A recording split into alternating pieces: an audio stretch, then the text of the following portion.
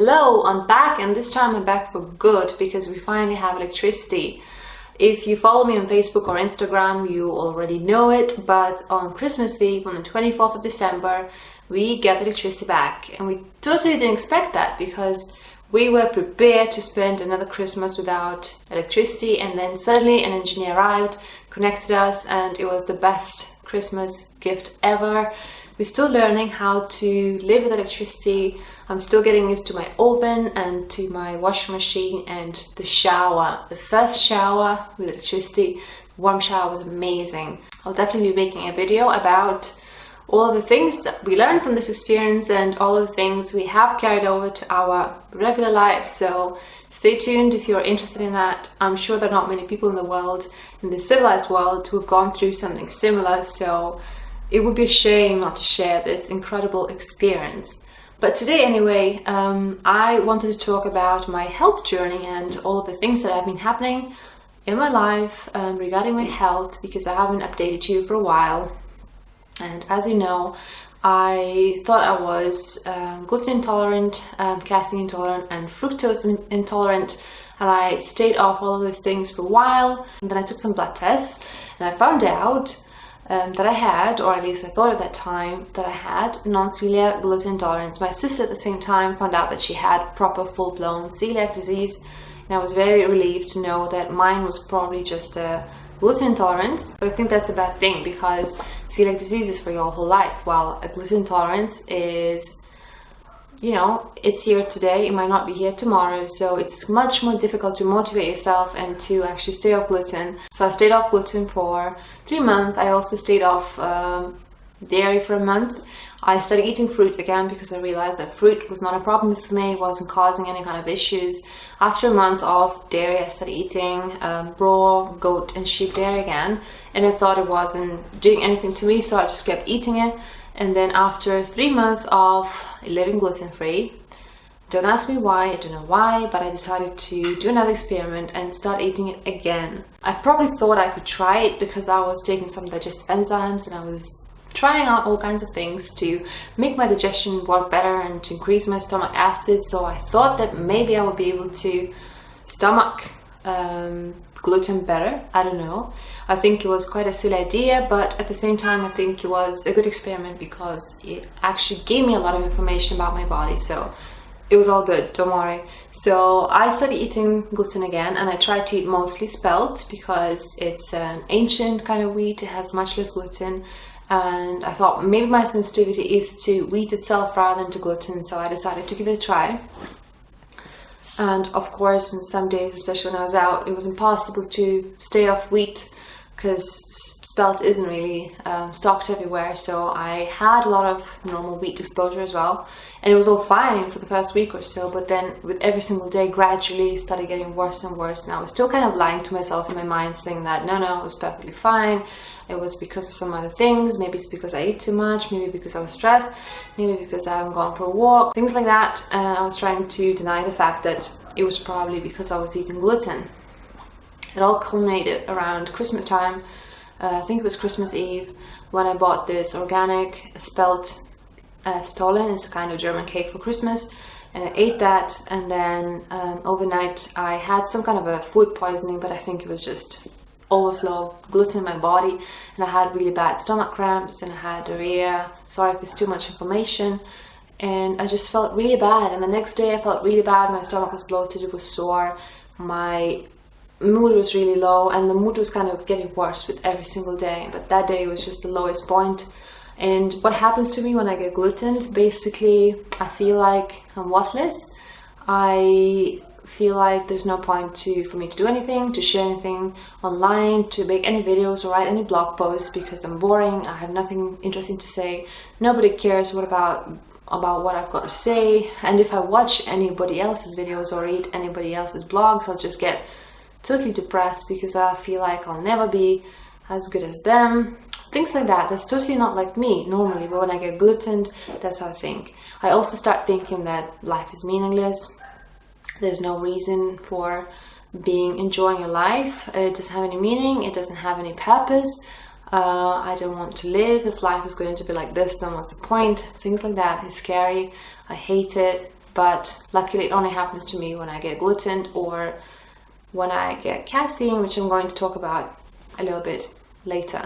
So I decided to go off gluten again after that night because it was really the lowest point for me. I decided it can't go on like this, so I started researching again, looking for more information and to, thinking again about my tests and about what happened to me. And I realized that if I continue denying to myself that it's probably celiac disease, and if I continue saying to myself that it's just non-celiac gluten intolerance, then I'll never be able to motivate myself. I'll never be able to stay off gluten properly forever. I need to finally face the truth and understand that it is celiac disease. My sister has it. I think I got it from both sides, from my mom and dad, because they had very similar symptoms on both sides. So there's no reason for me to keep lying to myself. Whether it's celiac, whether it's gluten intolerance, whatever it is, I react incredibly badly to wheat or gluten, and if I keep eating it, it's just going to get worse. So what's the point? So I decided to just, have that closure for myself and to finally admit that yes, it's probably celiac disease and it's probably for life. I'll probably never be able to eat gluten. And strangely, it might sound really, really strange to you, but when I actually accepted that 100%, I felt peace inside me.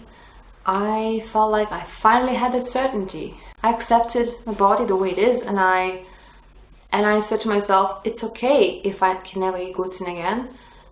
It's okay because I still love myself and I still love my body, and my life can still be amazing without it. And somehow I felt really good about it, and I got really motivated, and I have gone off gluten again, and now I've been off it for I think around a week, and I feel really, really good again.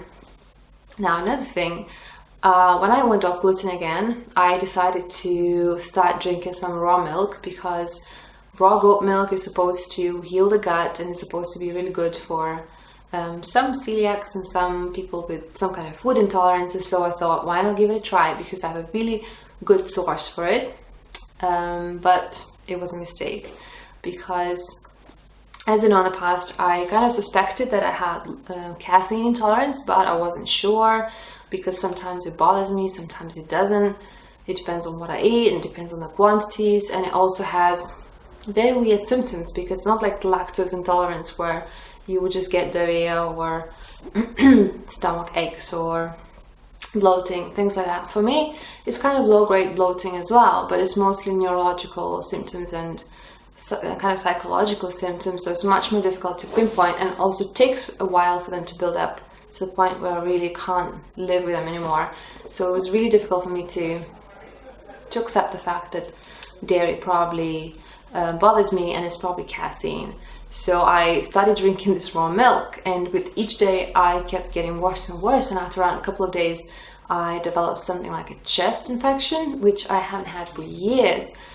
It was really, really strange. I was coughing up this like mucus, and it was really kind of wet cough, and it was really annoying. It was difficult for me to speak, and I realized that as the days went on, it kept being the same. It wasn't going away. And on the days when I was drinking less milk, or let's say if I wasn't touching any kind of dairy for the whole day, my cough was gone, and then I was taking some dairy in the evening and it was all starting over again.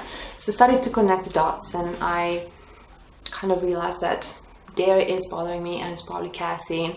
I know I could take some tests, for casein intolerance, but money doesn't exactly grow on trees for me. I do all these tests privately with my own money, and they're quite expensive. So for now, I think I'll just try to listen to my body and try to eliminate it for sure, for at least for a few months, and see what happens. Maybe after a few months I'll be able to reintroduce and go dairy. I don't know, but I'm definitely going off it now for at least 3 months, I would say. So what can I say? My original idea that I was intolerant to both gluten and casein was totally right. I should have just stuck to it. My intuition definitely was right. Fruit, I have no problem with it. I only had problem with it, or at least I thought I had problems with it, because of the inflammation in my body because of gluten and dairy. So I'm really happy that I have my fruit back.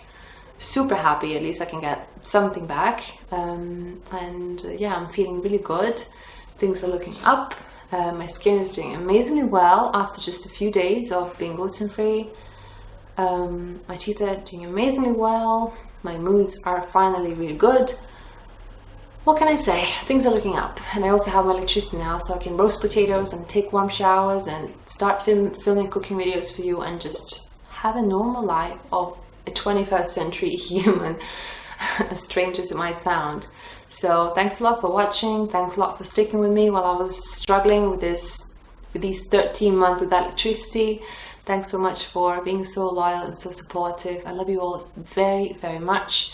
And I'll see you in my next video, which is probably going to be my 2015 favorites. I know it's really late, but I had a lot of amazing things that I really enjoyed using, and I really want to share them with you. And after that, I'll probably share with you a very nice and easy recipe for gluten-free cookies. So stay tuned. If you're not subscribed, please subscribe. I would be so happy, and I'll see you in my next one. Bye.